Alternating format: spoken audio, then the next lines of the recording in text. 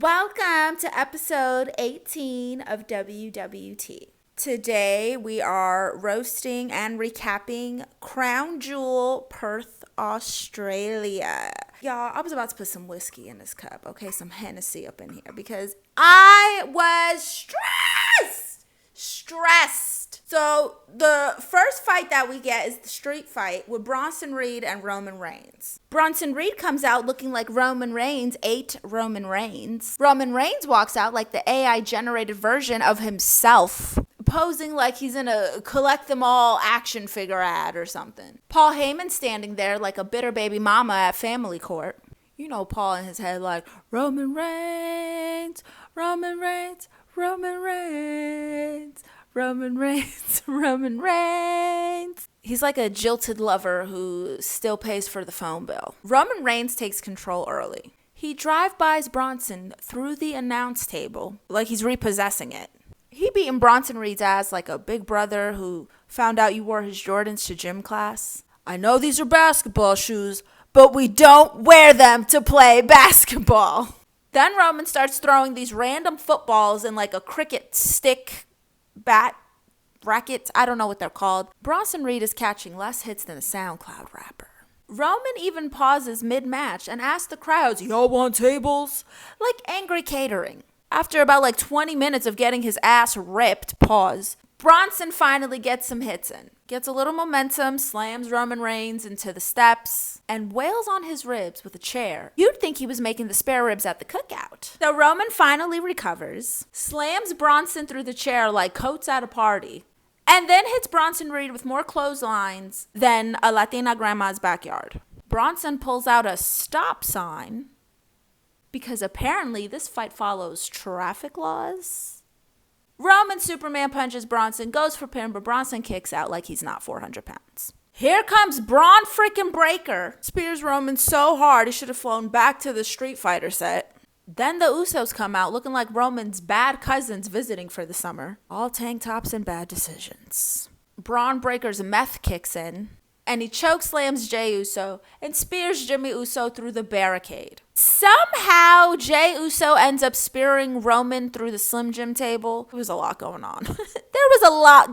Okay? But yeah, so Jey Uso speared Roman through the Slim Jim table. And then Bronson hits Roman Reigns with the tsunami and wins. He made that clear. Oh, wait up, Cole. Tsunami! And a cover by Reed. Holy hell, Bronson Reed has beaten Roman Reigns. The tribal thief beat the tribal chief. Fat Roman Reigns beats skinny Roman Reigns. Crazy start to the Crown Jewel. Our next match is Stephanie Vaquer versus Tiffany Stratton. Here comes Stephanie, slaying as usual, okay? Y'all can never make me hate La Primera. Looking like the bad bitch of the vampires. Twilight, if it was sponsored by Fashion Nova. Tiffany Stratton shows up looking like Bubbles from the Powerpuff Girls after a divorce and several failed plastic surgeries. Stephanie's all smiles, and we know what it means when a Latina is smiling. You're gonna die. She folds Tiffany into a pretzel. Auntie Anne's could too. They're going back and forth for a little bit. Tiffany gets a few hits in, but Stephanie comes in with the devil's kiss, like an ex on Valentine's Day. And La Primera takes the win.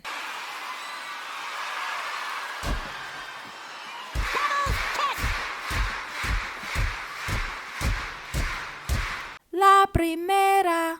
Gonna be her for Halloween, you guys. Hopefully. We'll see how. I'm gonna be the Temu version of her for Halloween. The La Primera equate version. Our next match is AJ Styles versus John Cena. The last time is now allegedly in Australia. I just don't understand how the last time could be now all freaking year. We're going into November. Here comes AJ Styles with the classic constipated baby stance. He looks like a guy who sells fireworks out of his trunk. Here comes John Cena looking like a middle school bully. John Cena looks like he does affirmations to his protein shake every morning. You can't see me, but you can admire me.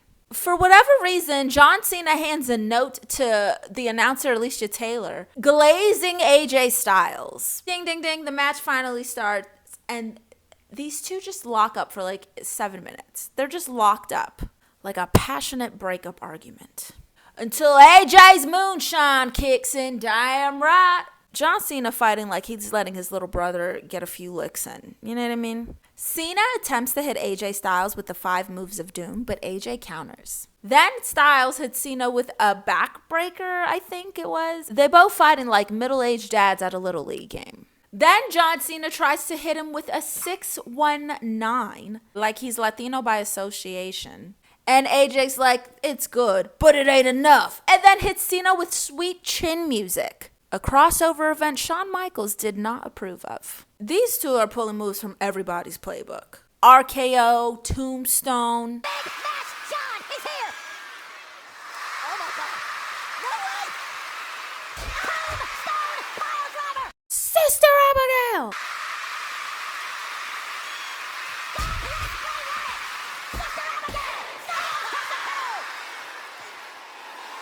Paying homage to the late great Bray Wyatt, one of the most incredible minds. This is like WWE's version of identity theft. AJ Styles is looking shook. He's thinking, he really is the greatest of all time. What moves are left? John Cena hits AJ Styles with the tombstone and an attitude adjustment and clearly takes the win because how can anyone survive that? Our next match is Rhea Ripley and Iyo Sky versus the Kabuki Warriors. Asuka and Kairi Sane come out looking like they were summoned by a Ouija board. Here comes Iyo Sky looking like captain of the ribbon team just left happy hour. She's having a really hard time getting in the ring for some reason, and I think that reason was sake. Rhea Ripley comes out and the crowd is acting like Jesus returned. She's feeling it tonight, honey. She's in her hometown. This crowd feels like family, okay? Mommy's home. Did you defrost the chicken? The Kabuki Warriors jump Rhea and Iyo Sky like immediately. Rhea gets slammed into the pole. She's dead for like 5 minutes. Straight gang initiation vibes. Iyo gets jumped like the last slice of pizza. Then Iyo starts going for Asuka like Asuka dishonored her family. Finally, Rhea Ripley is tagged in and starts ragdolling Kairi Sane. Team Mommy hits the Kabuki Warriors with a razor's edge and then Genius in the Sky. Rhea with a razor's edge. Oh, what a high landing on the back of the neck of Kairi Sane. And Iyo Sky, the genius of the sky. There's bodies everywhere! It looks like Bridesmaids, Street Fight Edition. Somehow, Kairi Sane is still alive. Iyo hits Kairi with over the moonsault, pins Kairi, but Asuka stops the pin, and then Rhea kicks Asuka back to Japan. Rhea hits with the Riptide, Iyo hits with over the moonsault, and Team Mommy take the win. Why? 'Cause Mommy's always on top. It's main event time. Main event time, we got Cody Rhodes versus Seth freaking Rollins. Here comes Seth Rollins looking like Mojo Jojo during Fashion Week. He looks like a diabolical zebra. Like Cruella DeVille started selling zebra furs. If you look up Disney villain, you'll get a picture of Seth Rollins. He looks like a lionfish. A lionfish! Cody Rhodes comes out like he's here to save the government shutdown. I'm here to save America with my patriotic costume. These two look like an antidepressant commercial before and after. The match starts. They're going back and forth. They're keeping up with each other for a minute until Cody slams Seth Rollins like pizza dough. Then Seth starts having this weird anxiety attack.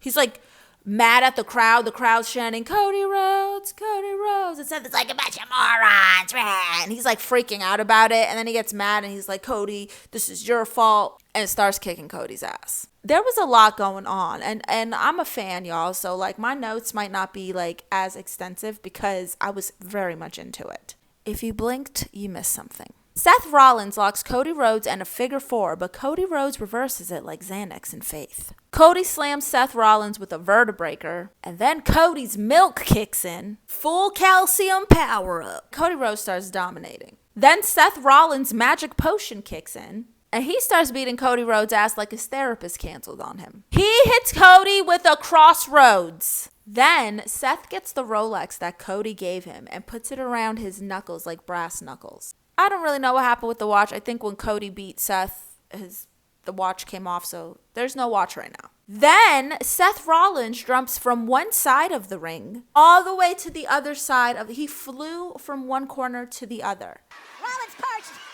Oh my goodness, coast to coast. And hits Cody, who's stuck hanging upside down like the itsy bitsy spider, and it hurt. He got him good with his elbow, I think it was, or his shoulder. He got him good. But Cody is still fighting back. He hit Seth Rollins with an avalanche crossroads from the top of the rope. Up on the top rope. Cody Rhodes. Cover for the win. Shoots the half. Hooks the leg. Rollins is still. Somehow Rollins kicks out. Then Seth Rollins finds the watch again, somewhere in the corner, hits Cody with it. Cody with an opportunity. Rollins used the watch to knock out Rhodes. Then hits him with a second stomp from the top of the rope and takes the win. Whoa!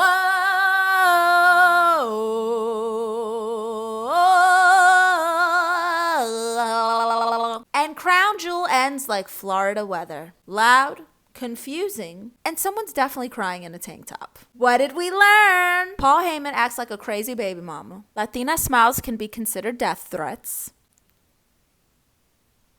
Cena still owns the cheat code to life. And Seth Rollins will dress like your favorite supervillain at some point. Thank you guys for watching WWT. If you like wrestling as much as I do, make sure you subscribe, turn on your notifications, hit the bell, leave a comment, like it, love it, share it. It helps so much when you guys share my stuff. Go check out the WWT playlist for all episodes and recaps and roasts that you might have missed. Click the link in my bio for more of me, get some merch, come see a live comedy show. Thank you guys for watching. Bye.